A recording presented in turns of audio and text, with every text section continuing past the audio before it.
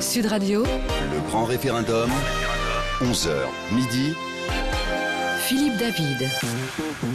Et c'est parti, c'est à vous de parler. Vous pouvez vous exprimer en direct, librement, sur l'antenne de Sud Radio, en appelant le 0826 300 300, en votant oui ou non, sudradio.fr, en répondant à cette question. Faut-il couper le cordon sanitaire entre droite et extrême droite? Philippe David jusqu'à midi avec ses invités. Et oui, Jean-Frédéric Poisson, la France entière l'a vu hier sur TF1 pour le débat de la primaire à droite, a soulevé le lièvre hier en appelant à couper, je cite, le cordon sanitaire entre la droite et l'extrême droite, en clair, entre les Républicains et le Front National.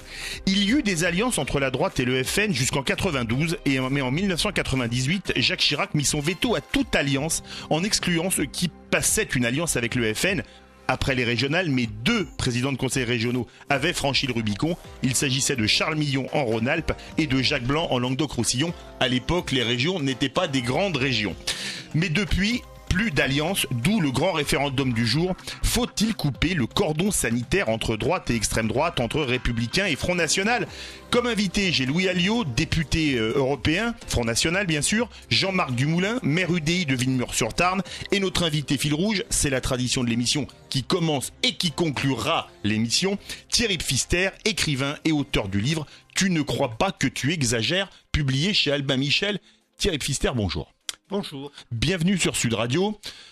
Nous ne nous tutoyons pas, donc vous ne croyez pas que vous exagérez en donnant un tel titre à un livre qui parle de politique? Vous allez nous en parler. Mais écoutez, c'est une formule que Pierre Mauroy m'avait adressée quand j'étais à Matignon, que j'étais son conseiller à Matignon, parce que en remplissant une fiche de débarquement, parce qu'on allait à une réunion de l'ONU, j'avais mis comme profession agent contractuel de l'État, ce qui était, à mes yeux, ma fonction en tant que conseiller à Matignon. C'était donc agent contractuel de l'État, c'est original oui. Comme titre. Et il vous a dit, tu ne crois pas que tu exagères. Voilà. D'accord. Alors justement, aujourd'hui, on va parler de ce débat, on va parler un peu de votre livre également à la fin de l'heure. Tu ne crois pas que tu exagères? Pierre Mauroy, on parle du corps, faut-il couper le cordon sanitaire entre la droite et le Front National? Pierre Mauroy, c'est quand il était à Matignon que le Front National a commencé à monter. La première victoire du FN aux élections, c'est septembre 1983 au municipal partiel à Dreux. Absolument. Et c'est surtout le fait d'avoir modifié la loi électorale et d'avoir introduit de la proportionnelle dans la loi électorale qui a permis par la suite au Front National d'avoir des élus et d'avoir un groupe à l'Assemblée nationale. De 86 à 88. Ce qui était un raisonnement tactique de la part du pouvoir socialiste et notamment de la part de François Mitterrand. Je vous coupe, c'est plutôt une idée de François Mitterrand ou de Pierre Mauroy, comme vous connaissiez bien Pierre Mauroy? Alors, Pierre Mauroy était un partisan de la proportionnelle. Mais par philosophie politique. Par philosophie politique. Et Mitterrand était partisan de diviser la droite en faisant exister le Front National. Donc les deux se sont retrouvés à partir de bases, disons, idéologiques différentes. Un peu différentes. Louis Alliot, bonjour. Bonjour. Bienvenue sur Sud Radio, vous êtes député au Parlement européen, vous êtes un des principaux dirigeants du Front National. Vous avez entendu Thierry Pfister. Au départ, il y a eu des alliances entre la droite et le Front National, parce qu'on parlait de Dreux, en septembre 83, il y avait eu une union entre la droite et le Front National, il y avait même eu un maire adjoint Front National qui s'appelait Jean-Pierre Stirbois. Oui, mais il y a toujours eu des contacts, ne serait-ce que Jean-Marie Le Pen lui-même, sous la 4e République, a fréquenté et a été un élu du CNI, du Cercle National des Indépendants et Paysans, et a fréquenté les Giscard, etc. Il y a toujours eu des relations entre Jean-Marie Le Pen, député poujadiste dans le 56, puis réélu ensuite, avec, on va dire, beaucoup de cadres de la droite et du centre, les Dominati, les Longuet, voilà, il y a toujours eu. Poniatowski, comme vous dites. Il y a tous les Poniatowski, etc., etc. Frédéric Dupont, qui était maire, je crois, du 5 ou du 7e arrondissement de Paris. Du 7e, Édouard Frédéric Dupont, exactement. Qui avait d'ailleurs été élu en 86. Le député des concierges. Oui, voilà. C'était son surnom. Il y en a toujours eu, et il y a toujours eu une philosophie, notamment récemment encore avant sa mort, Alain Griotteret, grand résistant compagnon de la Libération, qui avait soutenu Marine Le Pen et qui a toujours lui prôné une alliance entre la droite parlementaire, on va dire, et le Front National. Ça a toujours été sa ligne, et il y a toujours eu quelqu'un dans cette famille politique pour le défendre. Mais c'est vrai que depuis Chirac... plus personne n'a osé le faire. Et aujourd'hui, Frédéric Poisson, même si je ne partage pas tout ce qu'il dit, loin s'en faut, eh bien il ose un peu, j'allais dire, mettre dans le débat cette question. Jean-Marc Dumoulin, bonjour. Bonjour. Vous êtes maire UDI, l'Union des Indépendants, je vais appeler ça les centristes, vous le permettez, de Villemur-sur-Tarn. Il y a eu des alliances pendant un certain temps, dès 83, entre le FN et la droite. Écoutez, oui, il y a eu aussi des mésalliances. J'ai pour souvenir relativement récent, bien évidemment. Vous dites c'est un peu je t'aime moi non plus. Non.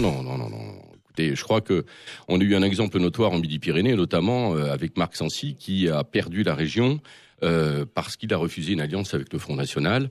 C'était en 98. Et effectivement, c'est le Parti socialiste qui règne de manière hégémonique depuis cette période.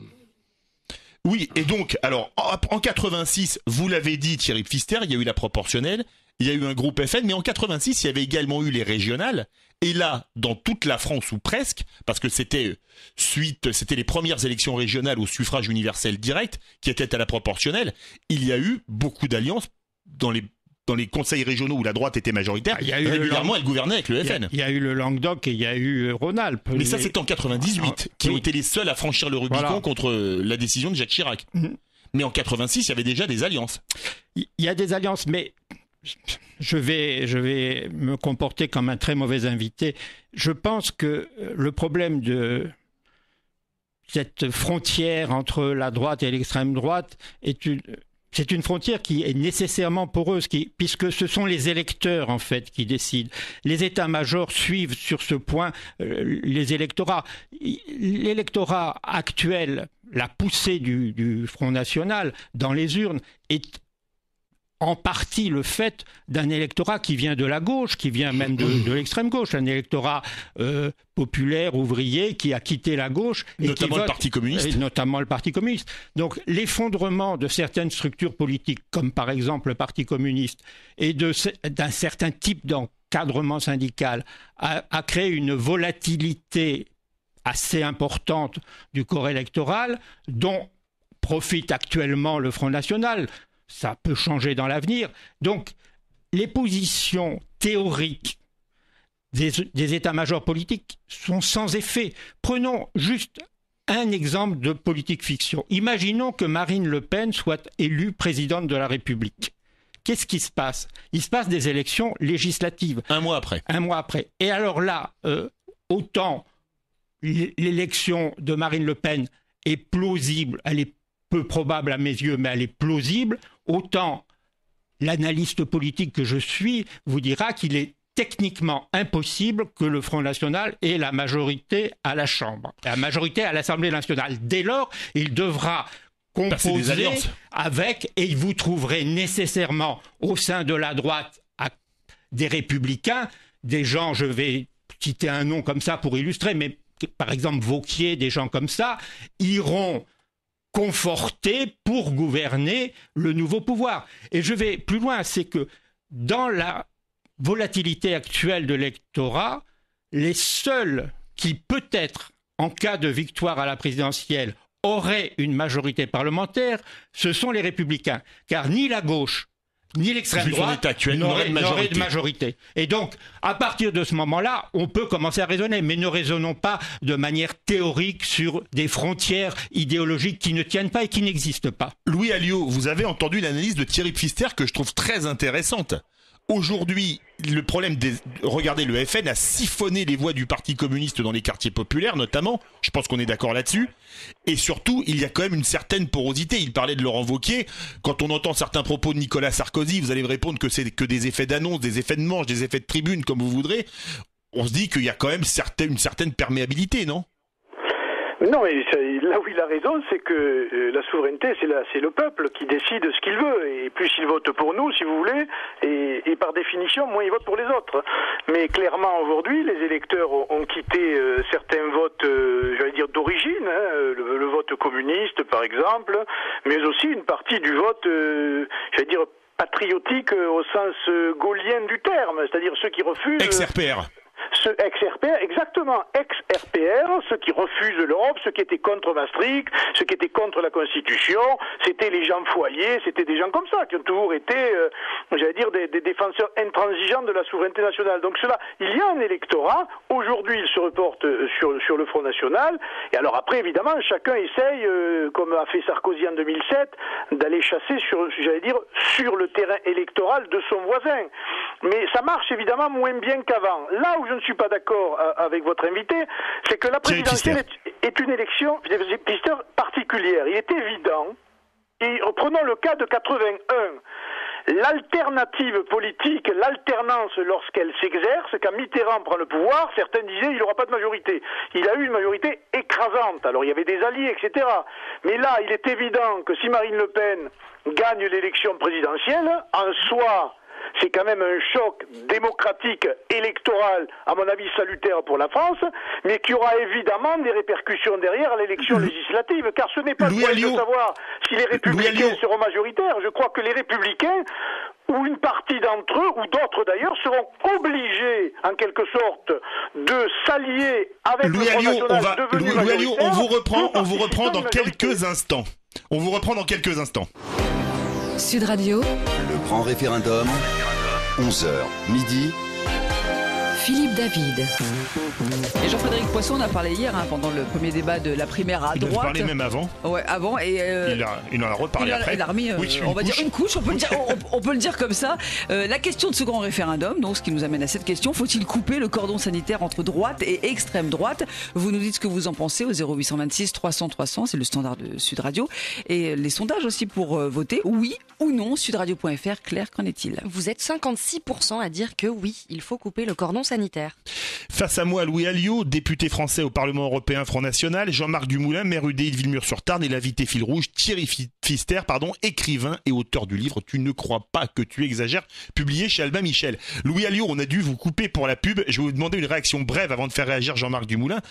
Ce que disait Thierry Pfister, c'est juste, même si Marine Le Pen gagnait la présidentielle avec le scrutin majoritaire, avoir une majorité au Parlement, ce serait très compliqué. On n'est plus dans le même cadre que la vague rose de 81.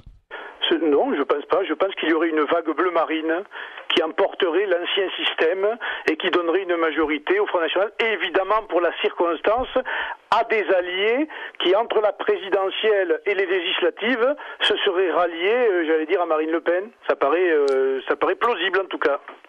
Jean-Marc Dumoulin, vous pensez, vous, comme Thierry Pfister ou comme Louis Alliot, Thierry Pfister, lui, n'y croit pas, que si jamais Marine Le Pen gagnait la présidentielle, elle pourrait ou elle ne pourrait pas, pour vous, avoir une majorité à l'Assemblée nationale? Écoutez, je crois que je voudrais quand même préciser certaines choses, notamment sur les modalités qui ont amené les Français, nos concitoyens, à se désintéresser de la politique. La proportionnelle, avec bien sûr la légitimité qu'elle va donner à chacun des représentants, souffre quand même d'un mal profond. C'est-à-dire qu'on s'aperçoit quand même que le Front National, notamment, arrive à gagner sur des élections à la proportionnelle, beaucoup plus facilement que quand ce sont des élections, je dirais, très personnalisées, au scrutin majoritaire unipersonnel. Pourquoi ? Parce que souvent, les partis politiques, si vous voulez, sont dans une logique d'apparatchik au niveau de la représentativité, et les citoyens se désintéressent, parce que on oublie l'abstention, on oublie ce désintérêt notoire qu'ont nos concitoyens pour la politique et la vie publique, parce qu'ils ne s'approprient plus les élus. Et donc, effectivement, je pense qu'il serait difficile, ou qu'il sera difficile, dans le cadre de cette politique fiction que vous évoquez, peut-être à Marine Le Pen, d'avoir une majorité, parce que là, la représentativité, si vous voulez, territoriale, se fera par des personnages et des personnalités qui sont quand même, a priori, implantés sur les territoires. Et je pense qu'effectivement, c'est la nuance fondamentale qu'il faut amener, et peut-être cet éclairage qu'il faut amener à ce débat. Absolument. Direction le standard de Sud Radio 0826 300 300 et Marie qui est avec nous. Bonjour, bienvenue à vous. Eh bien, bonjour à Marie, vous bienvenue. Et merci de me donner la parole. Alors écoutez, je ne vais pas ni défendre le Front National, ni défendre personne. Je suis une auditrice indépendante et je vous dis ce que je constate. Et je l'ai constaté hier soir encore une fois, c'est que la droite, je ne parlerai pas de la gauche puisqu'il s'agit de la droite, reprend au fil du temps tous les thèmes abordés, à part l'Europe, abordés par le Front National. Financement des mosquées, ça a été pris et redit, c'est un problème. L'islam dans le politique, c'est un problème. Ça a été repris pratiquement par tous les intervenants hier soir, à part Alain Juppé. Pratiquement. Ça a été, en même temps, le problème, donc ces thèmes qui sont abordés, le problème des migrants, ça a été dit hier soir très clairement par François Fillon, le plus virulent. Ça a même été dit par François Hollande, il y a trop de migrants en France. Bon, on va dans pas le livre revenir dont là-dessus. on parle ces derniers jours. Tous abordent ce problème avec des propositions peut-être un peu différentes, mais donc ce sont des problèmes ce sont des thèmes qui ont été dits et redits et qui étaient vilipendés. Mais Marie, je peux vous poser une question par la droite. Il y a quelques années, c'était pas possible d'en parler. Marie, je vais vous poser une question. Maintenant, vous avez tous ces gens qui s'approprient, parce que je dois le dire, et qui disent que le Front National n'est pas un parti républicain, n'est pas un parti démocratique, n'est pas ci, n'est pas là. Mais quand même, c'est bien. Marie, je vais vous poser une question. Marie, s'il vous plaît, je vous pose une question. Quand je vous écoute, j'ai l'impression que vous dites une chose qui est peut-être pas fausse, c'est qu'aujourd'hui, au terme des idées dans la politique française, c'est le Front National qui donnerait le là.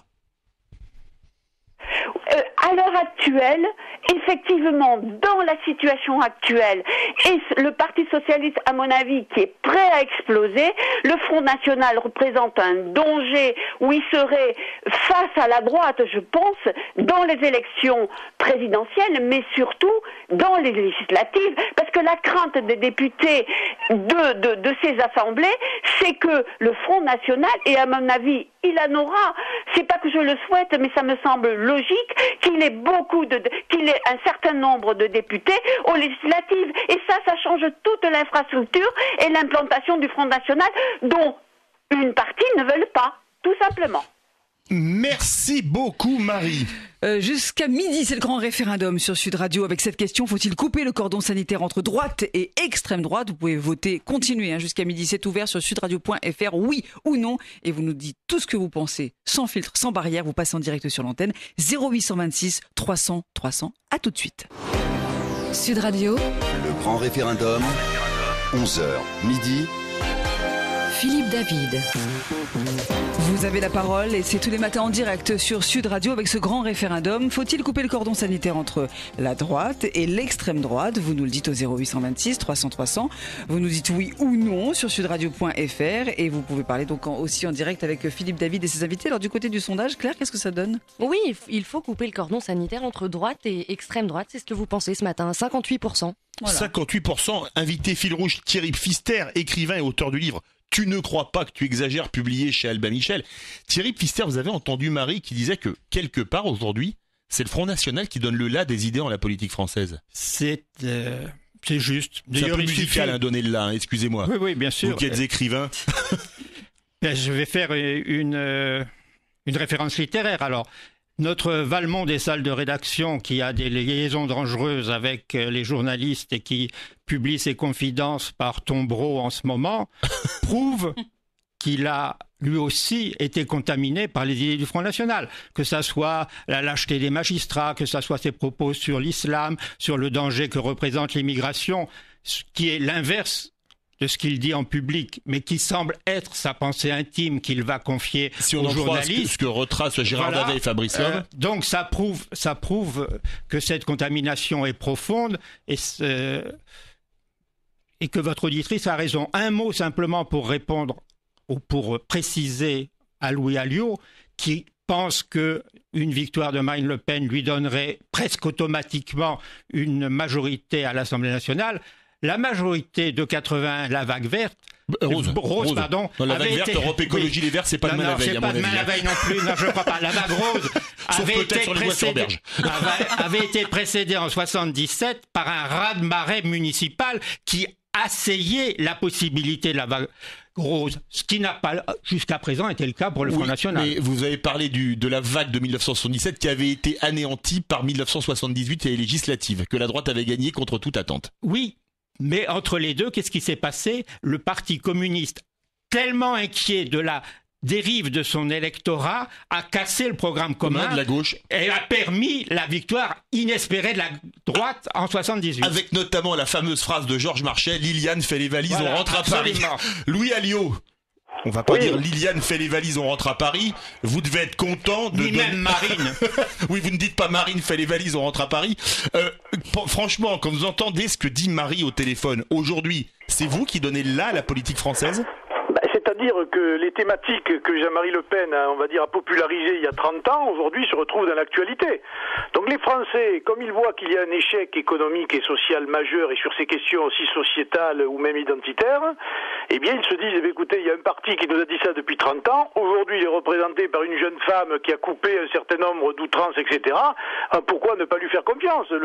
La clé du succès, elle est là-dedans, elle est dans l'échec évidemment des autres, mais elle est aussi dans ces thématiques-là, qui sont aujourd'hui défendus par d'autres partis politiques, mais j'allais dire dont nous avons la paternité. C'est la fameuse phrase les Français préférera toujours l'original à la copie. Oui. Jean-Marc Dumoulin, vous êtes maire UDI de Villemur. Ça vous fait quoi, vous qui êtes centriste, de voir, et même un homme de gauche comme Thierry Pfister le dit, qu'aujourd'hui c'est le Front National qui donne le là à la politique française ? Écoutez, moi j'en suis pas persuadé. Je pense qu'effectivement... Aujourd'hui, on a réduit depuis très très longtemps la capacité à réfléchir, à s'investir de bon nombre de gens. D'ailleurs, on voit aujourd'hui la programmation télévisuelle, à quel niveau, je veux dire, de réflexion elle amène les gens.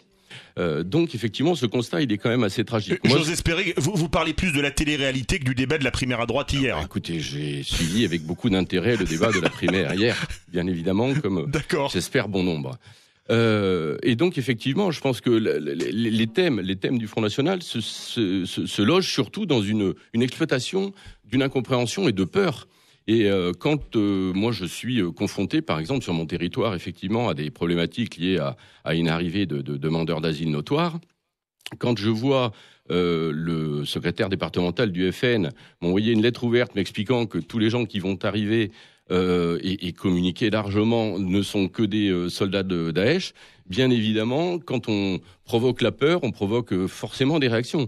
J'aimerais quand même qu'à un moment, l'action soit là, les propositions soient là. Et c'est pas un repli, c'est pas effectivement une coupure avec ce qui anime nos vies, c'est-à-dire l'ouverture à l'autre, à la fois sur l'économie et à la fois sur l'Europe, dont il faudra certainement revoir aussi les positions et le fonctionnement, qui va permettre au Front National d'exprimer des idées positives et surtout une imagination de vie en commun. Allons au standard si vous le voulez bien au 0826 300 300. Bienvenue sur Sud Radio. Guillaume, bonjour. Bonjour Guillaume. Alors moi c'est pour agir par rapport à une chose quand il dit les Français ne croient pas à la politique par rapport au pourcentage je sais plus quoi. Mais il a rien compris le mec. Les gens, pourquoi ils croient pas à la politique ? C'est parce que vous avez une multitude de gens, et j'en fais partie, qui aimeraient bien faire des propositions alternatives, qui ont des propositions alternatives à faire, qui aimeraient bien avoir des contre-pouvoirs pour qu'enfin on considère les gens non pas comme, excusez-moi du terme, comme de la sous-merde, ou voilà, mais comme des vrais citoyens, qu'il n'y ait pas de mépris de la part des politiques. Il y a pas mal d'autres choses. Alors à un moment, c'est bon. On va penser un peu, parce que moi, le seul pour vous, Guillaume, les politiques sont déconnectés de la réalité, quel que soit leur horizon politique.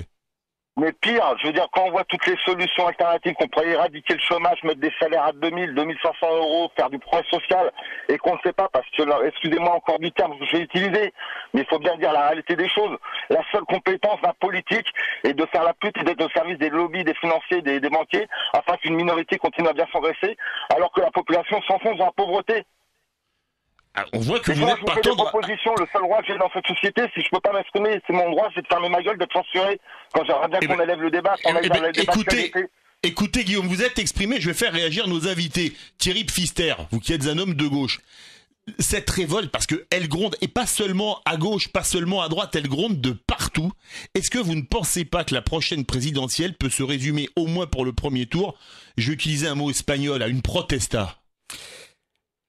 C'est un phénomène qui ne touche pas que la France, c'est un phénomène qui touche l'ensemble des démocraties occidentales, la campagne... Même les USA pour vous ? Évidemment, regardez ce qui se passe avec la candidature Trump, regardez ce qui s'est passé avec Sanders contre Hillary Clinton. Bernie Sanders, alors qui était vraiment à la gauche du Parti démocrate, mais pour expliquer. Qui avait justement ce discours de dénonciation des élites, de dénonciation du système. Regardez ce qui s'est passé avec les changements à la tête du Parti travailliste britannique. Regardez ce qui se passe avec le Hongrie. référendum sur le Brexit, mais même avant le Brexit. Oui. C'est-à-dire que là aussi, c'est l'aile gauche sur des thématiques pas très éloignées de celles de votre auditeur qui a pris le pouvoir, alors qu'on sortait du New Labour, de la période Tony Blair, etc. Tony Blair, le social-libéralisme. Et qui est le modèle qui nous a été vendu quand Manuel Valls est arrivé au pouvoir? C'était Tony Blair. Il Exactement. était le Tony Blair français. Bon, maintenant, non, c'est Emmanuel Macron. Peu importe. Là, ils se battent à deux petits crocodiles dans leur flaque d'eau. C'est même pas un marigot. Donc, ils vont apprécier. Mais c'est sans intérêt. Et votre auditeur, caricature un peu lui aussi dans le côté les politiques ne vous écoutent pas, mais ça me fait penser à la fameuse formule: en dictature c'est ferme ta gueule, et en démocratie c'est cause toujours. C'est une formule, un aphorisme de Coluche. Louis Alliot, vous avez entendu Guillaume, pour vous ce premier tour de présidentiel, est-ce qu'il peut devenir, vous êtes élu à Perpignan, c'est la Catalogne, mais je vous le dis en espagnol, une protesta? Oh, vous savez, il y a toujours une dimension de protestat dans une élection. C'est, à mon avis, c'est pas plus à cette élection qu'à d'autres. Le problème, M. Pfister l'a un peu soulevé, c'est que, si vous voulez, le système tourne en rond. Beaucoup ont cru, je suppose, comme lui, puisque moi, j'ai dit, une partie de ma famille était à gauche, ont cru au grand soir de François Mitterrand, de la gauche aux affaires, la révolution, on allait passer de l'ombre à la lumière, etc. Puis les gens se sont aperçus. Ça, c'était Jack Lang. Oui, non, d'accord, mais les gens se sont aperçus que rien du tout. Ils se sont mis dans le train européen qui a sa propre logique, sa propre idéologie, etc. Et aujourd'hui, ils sont tous droite et gauche dans cette idéologie-là, qui, on va dire, pour résumer, l'idéologie du fric roi, de l'ultralibéralisme, de l'abaissement des frontières, etc., etc. Et ils ne veulent pas en sortir, ils n'en sortent pas.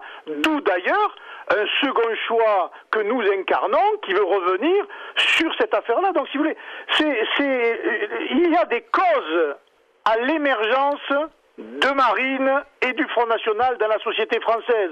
Il y a une cause souverainiste identitaire, c'est celle que l'on connaît avec les vagues d'immigration incontrôlées, etc., etc., que même M. Hollande reconnaît aujourd'hui.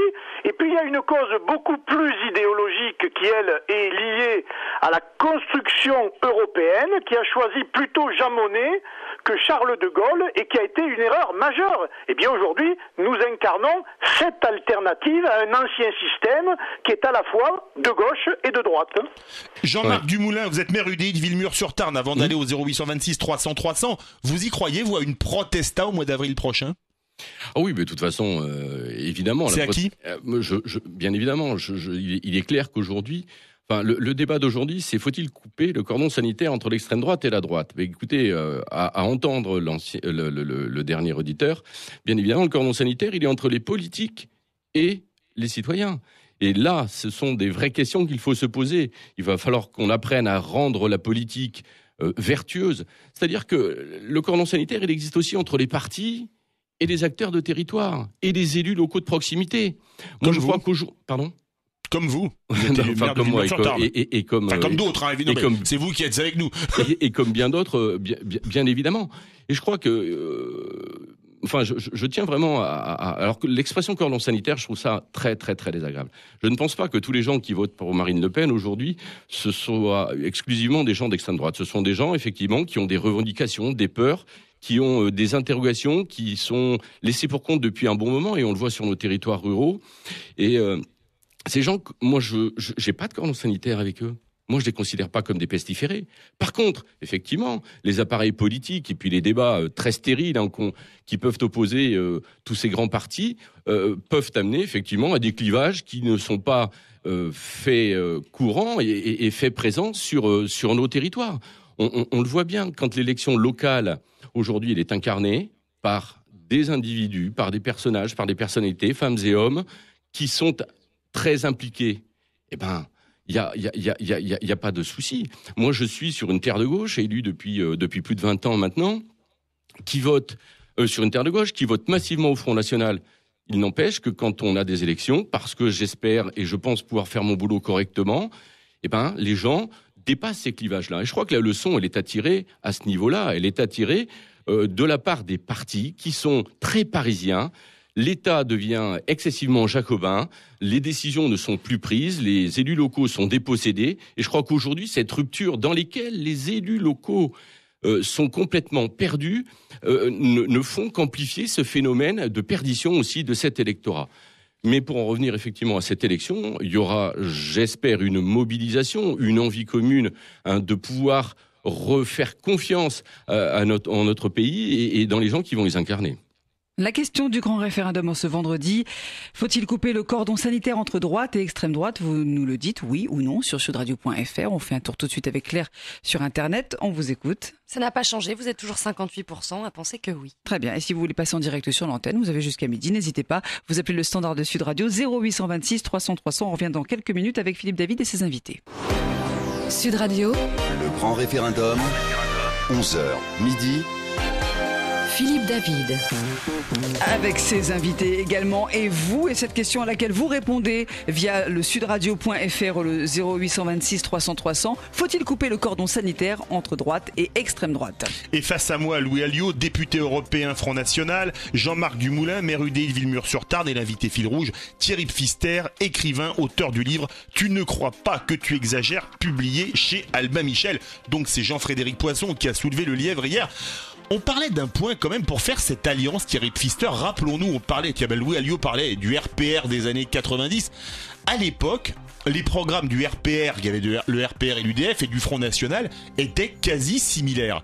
Mais est-ce qu'aujourd'hui, avec le tournant de Marine Le Pen, qui est beaucoup plus étatiste et beaucoup moins libérale, est-ce qu'une telle alliance vous paraîtrait plausible? Elle aurait peut-être été plus plausible il y a 30 ans. C'est pas faux. Le vrai problème du programme de Marine Le Pen, dans l'hypothèse de faire sauter ce cordon ombilical ou cette frontière qui... C'est le cordon sanitaire, pas ombilical, parce que quand on coupe en général, c'est dans des circonstances différentes. Non, mais ça donne naissance à un nouveau monde, justement. Cordon sanitaire. Le vrai problème, la vraie impossibilité d'accord, alors là, programmatique, non pas idéologique, c'est l'Europe et c'est l'euro. Est-ce qu'on quitte l'euro? Est-ce qu'on rompt les liens monétaires? C'est le problème qui s'était posé à la gauche en 83. Hein. Ça, c'est le fameux tournant de la rigueur. Enfin, qui avait eu lieu en 82, lui. Exactement. Au standard de Sud Radio 0826 300 300, il y a Yann qui veut vous parler. Bonjour Yann. Oui, bonjour Philippe David. D'abord, je voulais vous remercier pour votre émission et donner la parole aux auditeurs. C'est véritablement une très très bonne émission et j'adore la suivre.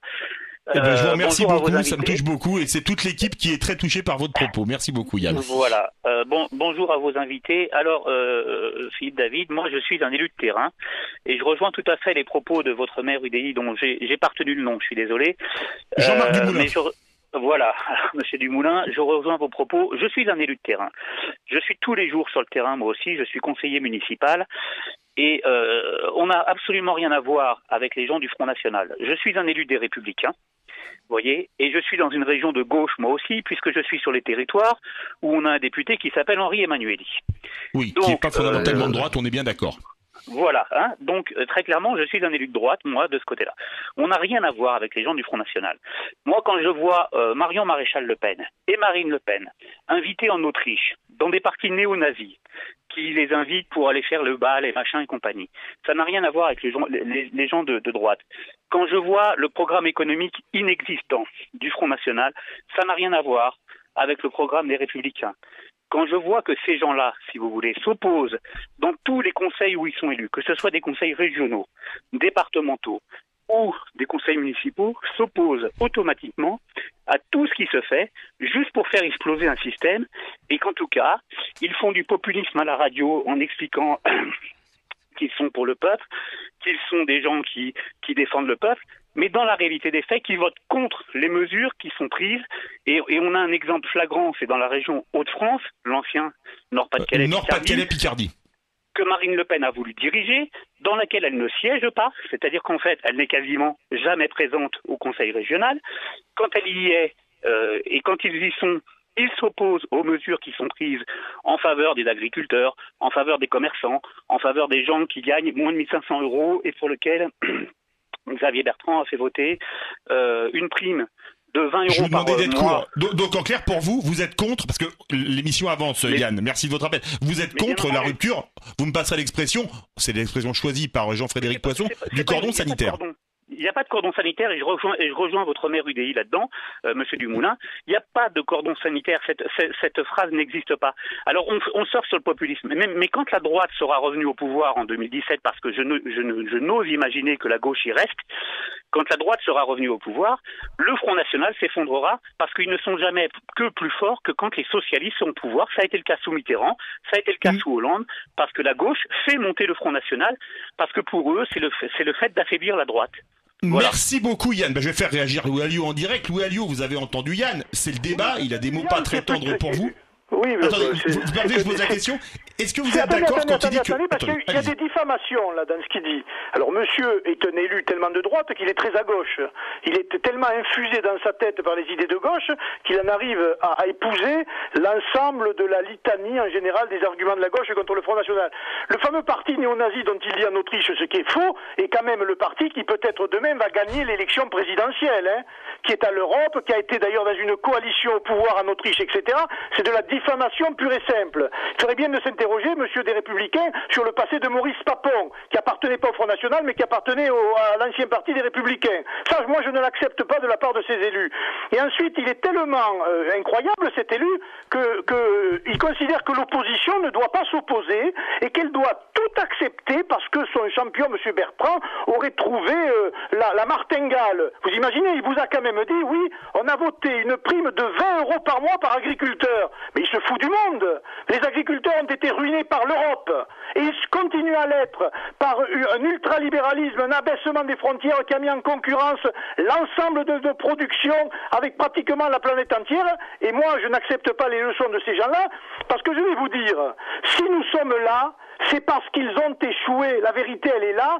Et que même si demain, ce que je ne crois pas, la droite revenait aux affaires, elle ne fera rien de plus que ce qu'elle a fait hier. Car nous en sortons de la droite. Monsieur Sarkozy a gouverné, monsieur Chirac a gouverné, et on a vu les résultats. Donc les leçons des élus des Républicains, excusez-moi, mais moi je n'en prends pas. Louis Alliot, je vous pose une question pour une réponse courte et je ferai réagir Jean-Marc Dumoulin et on terminera sur le livre de Thierry Pfister. Est-ce que, comme l'a dit Yann, là vous pouvez peut-être être d'accord, quand la gauche est au pouvoir, c'est une bonne chose pour le FN? On avait parlé des calculs électoralistes avec Thierry Pfister de l'époque Mitterrand-Mauroy. Je ne sais pas, le meilleur score de Marine Le Pen à la présidentielle, il a été après le septennat de monsieur Sarkozy. Oui, mais elle n'était pas au deuxième tour, alors qu'elle était au deuxième tour après Lionel Jospin au pouvoir, que Jean-Marie Le Pen, était au second tour après Lionel Jospin au pouvoir. De M. Sarkozy, qui a été une catastrophe, qui a trahi le peuple français sur la Constitution européenne, qui a élevé les prélèvements obligatoires, c'est lui qui a créé le Conseil français du culte musulman, c'est lui qui a régularisé 1 million de clandestins, etc., etc. Alors que il n'y a pas de différence entre la droite et la gauche au pouvoir parce qu'ils ne veulent pas remettre en cause le logiciel européen. C'est ceux qui d'ailleurs va les perdre. Jean-Marc Dumoulin, vous êtes pour faire sauter le cordon sanitaire ? Écoute, d'abord, je vous réitère que je trouve l'expression complètement inadaptée. Ah, mais elle n'est pas de moi. Hein. Non, mais j'entends. C'est Jean-Frédéric Poisson qui en a parlé, alors. J'entends, mais enfin, vous savez, il est pas toujours bon de rebondir aussi sur des affirmations ou sur des postulats qui sont quand même quelque peu outranciers vis-à-vis de nos concitoyens. Parce qu'effectivement, est-ce qu'on résume le Front National à un parti politique? Est-ce qu'on résume le Front National effectivement à un électorat? Ou est-ce que on considère que tout cet électorat est un électorat de contestation, d'opposition? Et puis bon, le Front National nous le démontrera pendant la campagne électorale, peut-être de proposition. Non, moi ce que je pense c'est qu'effectivement, c'est qu'il faut qu'on arrive je le répète, à rendre vertueux la politique. Moi, je crois que ce qui s'est passé de dramatique, c'est plus qu'effectivement l'entrée de l'Europe, qui a été mal gérée, à mon avis, bien évidemment, tant qu'on n'avait pas d'uniformisation des droits sociaux, uniformisation des règles économiques entre les uns et les autres, c'est la dévalorisation de l'outil industriel qu'on a eu dès les années 80. C'est-à-dire qu'en France, on a commencé à échanger notre savoir-faire et nos industries contre des t-shirts. Et que tant qu'on n'arrêtera pas cette inflation et cette déflation, plus exactement, d'entreprises qui partent, ça, les gens... Jean-Marc Dumoulin, vous êtes maire de Villemur. On a beaucoup parlé de Villemur avec les délocalisations, notamment Molex. Oui, bien sûr. Si on fait une émission sur les délocalisations, je me ferai un plaisir de vous inviter. Je dois vous remercier ainsi que Louaillot parce qu'on doit parler du livre de Thierry Pfister. Merci beaucoup à vous. Alors Thierry Pfister, tu ne crois pas que tu exagères aux éditions Albin Michel. La phrase est de Pierre Mauroy, vous l'avez cité. C'est une grande histoire de la SFIO au Parti Socialiste, de Guy Mollet à Jean-Christophe Cambadélis. Oui, de Guy Mollet à François Hollande en passant par François Mitterrand. Il se trouve que mon âge fait que j'ai vécu l'ensemble de cette période, c'est-à-dire que j'ai commencé avec Guy Mollet et je termine avec François Hollande. Et dans le livre, j'essaye de montrer comment la gauche en général, mais plus particulièrement les socialistes, retombent toujours dans les mêmes ornières, que le discours de Valls sur le terrorisme est le même que celui des socialistes face à la guerre d'Algérie. 1956. Que c'est le même ennemi imaginaire, cet oriental lâche et fourbe qui vient nous poignarder dans le dos. C'est exactement les mêmes thématiques. Manuel Valls 2016, c'est Guy Mollet 60 ans plus tôt ? Oui. Ah oui, là c'est fort ce que vous dites. Mais je vais plus loin. Comme que c'est lui qui a envoyé le contingent en Algérie. Absolument. C'est la gauche qui l'a fait. Et c'est aussi la torture en Algérie, absolument. Et c'est aussi le général Ossarès et son escadron de la mort, absolument. Et c'est à ça que je veux renvoyer les socialistes. Que les socialistes fassent très attention en tant que force politique et que la France fasse très attention en tant qu'institution. Nous n'avons pas de leçons de morale à donner. Notre passé ne plaide pas pour nous.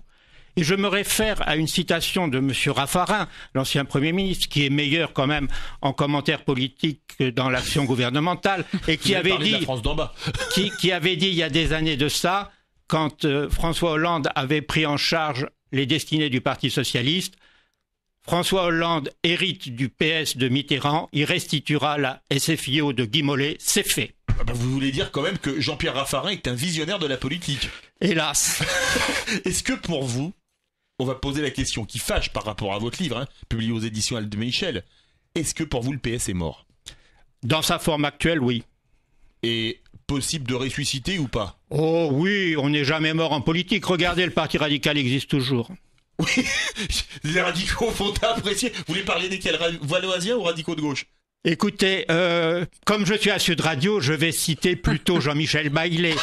D'accord. Oui, puisqu'il est élu du sud-ouest de la France. Merci beaucoup Thierry Pfister. On souhaite tout le succès possible à Tu ne crois pas que tu exagères, publié aux éditions Albin Michel. Alors la grande question de ce grand référendum, c'était faut-il couper le cordon sanitaire entre droite et extrême droite ? Oui ou non ? Vous avez voté sur sudradio.fr et Claire, le résultat est... Tadam ! Tadam, ça n'a pas bougé, 58%.